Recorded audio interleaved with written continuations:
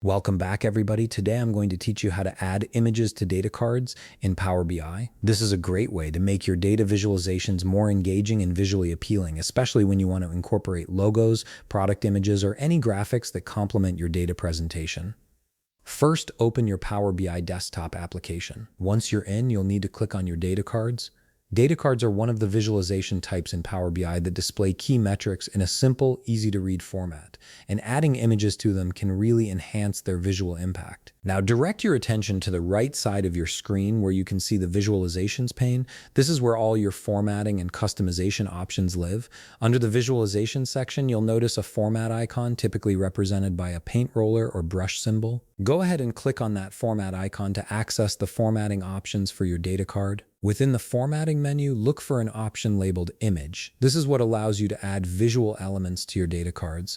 Click on it to expand the image settings. You'll then see another option also called Image underneath. Right beside it, there's a toggle button.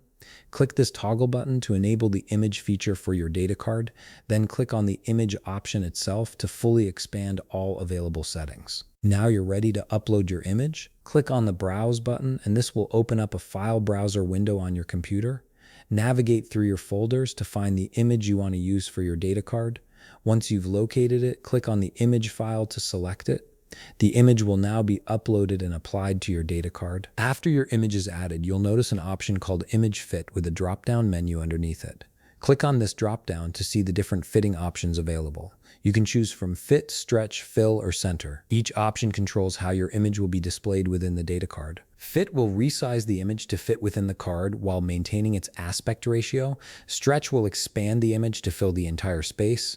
Fill will scale the image to cover the card area. And Center will position the image in the middle without resizing it. And that's it. You've successfully added an image to your data card in Power BI and customized how it appears. Your data visualization now has a more polished and professional look. If you found this video helpful, please leave a like, subscribe, and see you in the next video.